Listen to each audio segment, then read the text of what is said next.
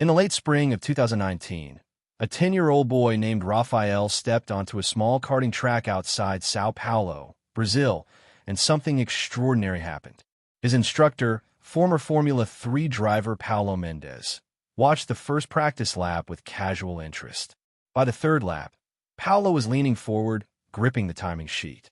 By the 10th lap, he was on his radio asking if someone had switched the karts. They hadn't. Rafael was simply driving with a precision and intuitive understanding of racing lines that Paulo had seen only a handful of times in his 20-year career. After the session, Rafael climbed out of the cart, pulled off his helmet, and said something that made Paulo's hands go cold. "People once called me Ayrton's Senna." Rafael's parents, Isabella and Miguel Torres, had noticed unusual behaviors long before that day at the track. When Rafael was barely 4 years old, he would sit in front of the television during Formula One races with an intensity that seemed beyond his years. But it wasn't the modern races that captured his attention most. One afternoon, Isabella found him transfixed by archive footage from the early 1990s. He was pointing at the screen, tears streaming down his face. "That's my car," he said. "I remember that car."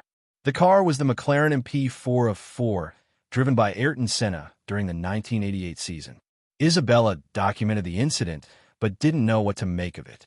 Rafael had shown no previous interest in racing. They lived in a modest apartment in Campinas, over an hour from Sao Paulo. Neither parent followed motorsport closely. Miguel worked as an accountant. Isabella taught elementary school. They had no connection to racing culture beyond the national pride most Brazilians felt about their Formula One champions. Over the following months, Rafael began making unprompted statements about racing. He described the feeling of being in a cockpit, the vibration of the engine, the way you had to trust your instincts when entering a corner at speeds that gave you no time for conscious thought. He talked about racing in the rain, about how water on the track changed everything, about how you had to feel the car rather than just drive it. Isabella started writing these statements down in a notebook, dating each entry, noting whether Rafael had seen anything on television that might have influenced what he said. Dr. Elena Rodriguez, a researcher from the University of Sao Paulo who specialized in consciousness studies and cases of claimed past life memory, became involved with Rafael's case in early 2020. She had studied similar cases for 15 years, always maintaining a rigorous methodological approach. She interviewed Rafael over several months, using structured protocols designed to distinguish genuine recall from absorbed information or imagination. During their first meeting, Dr. Rodriguez showed Rafael a series of photographs without context. Some showed racing circuits from the 1980s and 1990s. Others showed similar-looking tracks from different eras or different countries. Rafael identified Interlagos, Monaco, and Suzuka immediately, pointing to specific sections of each track. When shown a photograph of the Tamburello corner at Imola, he became very quiet. He stared at the image for nearly a minute. "I don't want to talk about that place," he finally said.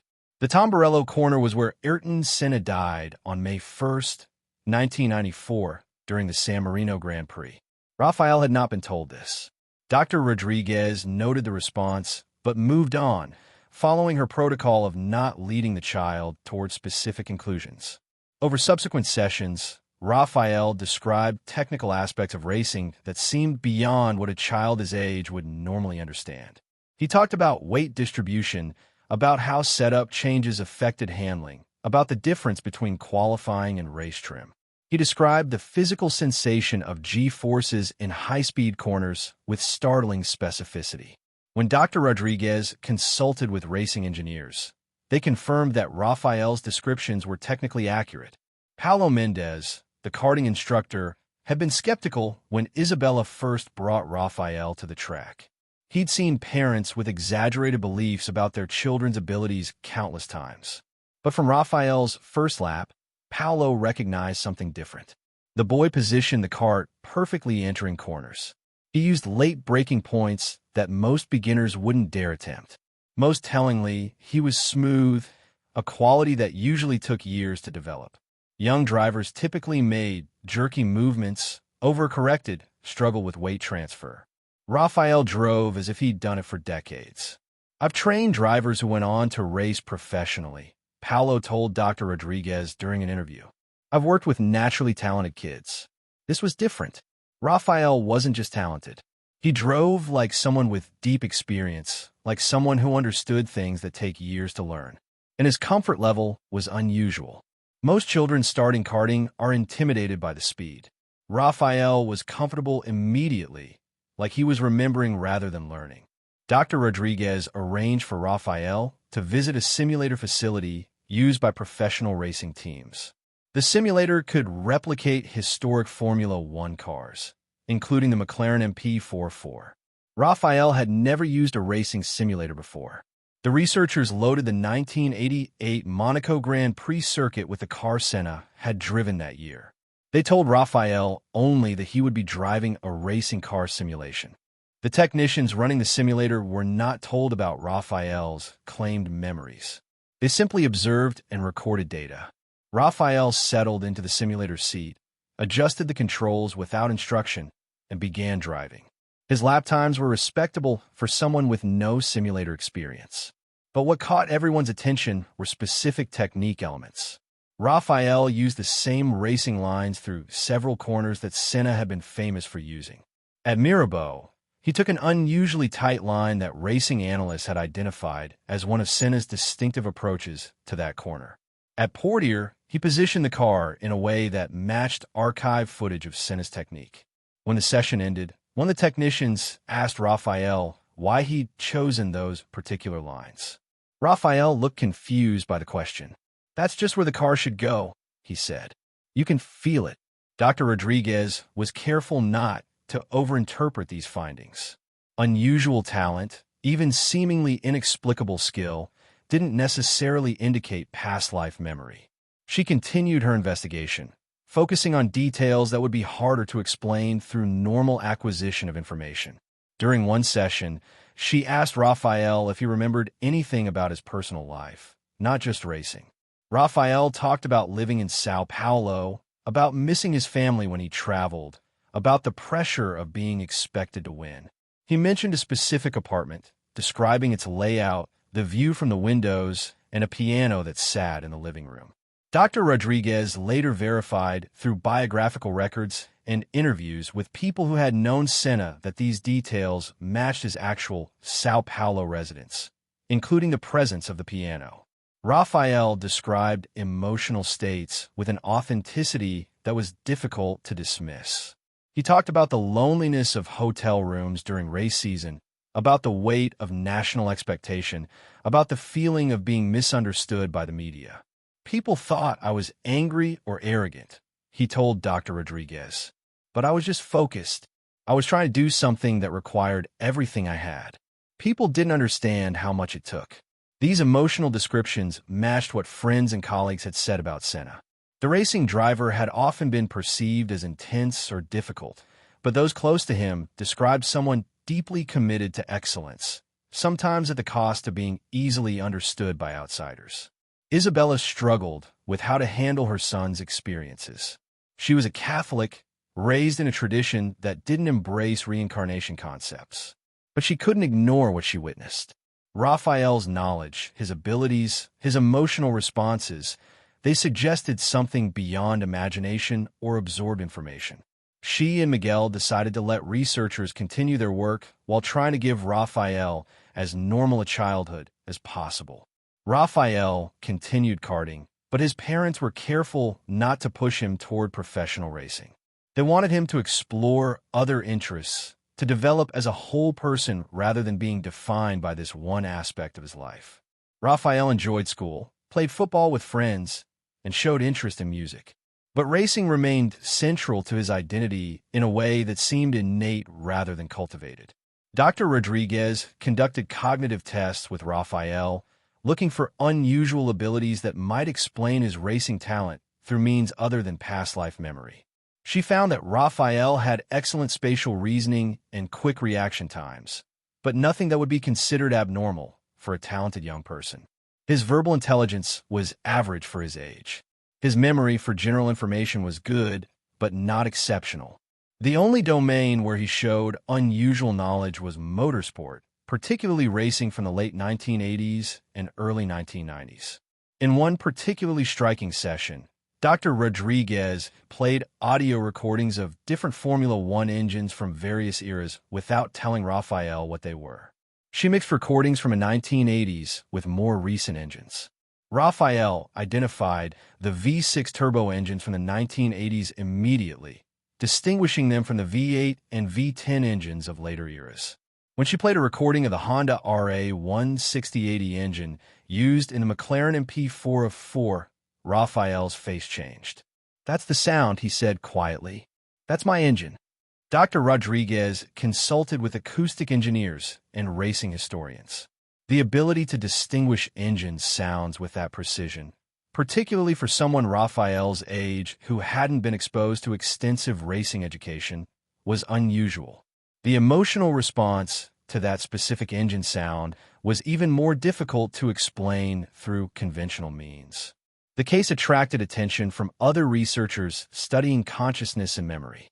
Dr. James Morrison, a psychiatrist from the University of Virginia who had spent decades investigating cases of children who claimed past life memories, traveled to Brazil to observe Raphael. Dr. Morrison had developed protocols for distinguishing genuine anomalous memory from confabulation, cryptomnesia, or other explanatory factors. Dr. Morrison spent several days conducting interviews with Raphael and his family. He was impressed by the consistency of Raphael's statements over time, the specificity of details that hadn't been prompted by leading questions, and the spontaneous nature of many of Raphael's memories. He noted that Raphael's case showed several features common to strong cases of claimed past life memory: early onset of memories, emotional content consistent with claimed identity, specific factual details later verified, and unusual abilities related to claimed previous life. But Dr. Morrison was also cautious. "Even in the most compelling cases," he told Dr. Rodriguez, "we're dealing with phenomena we don't fully understand. Raphael may genuinely be experiencing memories that feel authentic to him and contain verifiable information. That doesn't necessarily prove reincarnation in the way most people understand it. Consciousness and memory may work in ways we haven't yet conceptualized. Our job is to document carefully, verify rigorously, and remain open to multiple possible explanations." As Raphael approached his 11th birthday, some of his more vivid memories began to fade, a pattern Dr. Morrison had observed in other cases. Raphael still remembered being called Ayrton Senna, still had his racing abilities, but the emotional intensity of certain memories softened. He became more focused on his current life, his present friends and interests.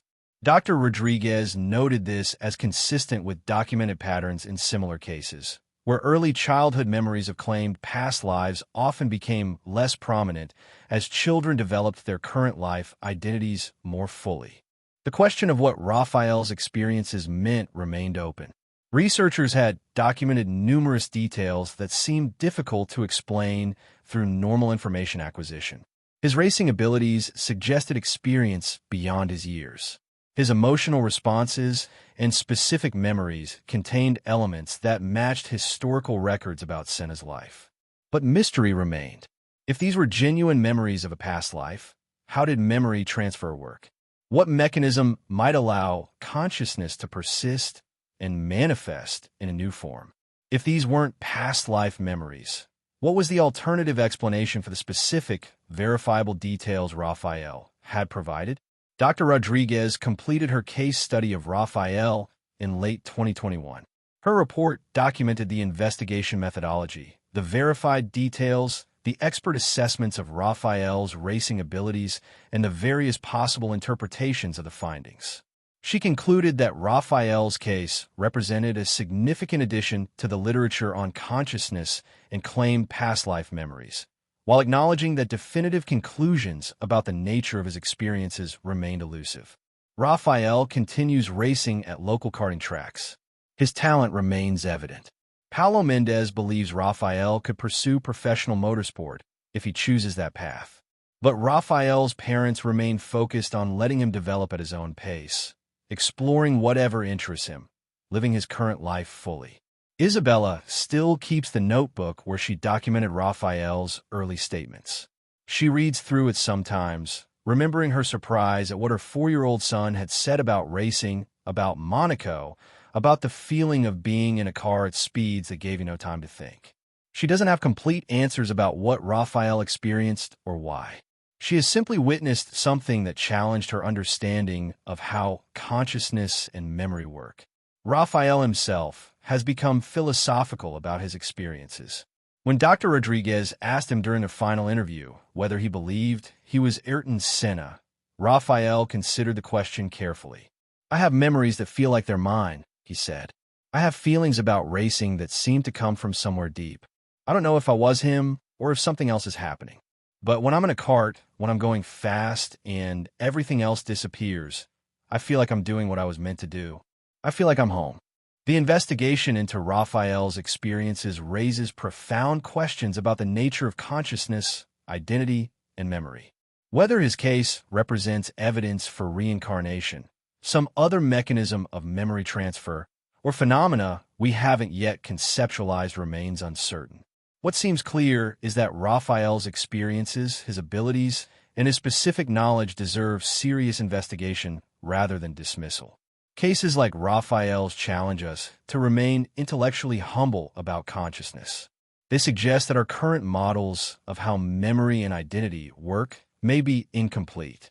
They invite us to investigate carefully while remaining open to the possibility that reality may be stranger and more mysterious than our current frameworks can fully explain.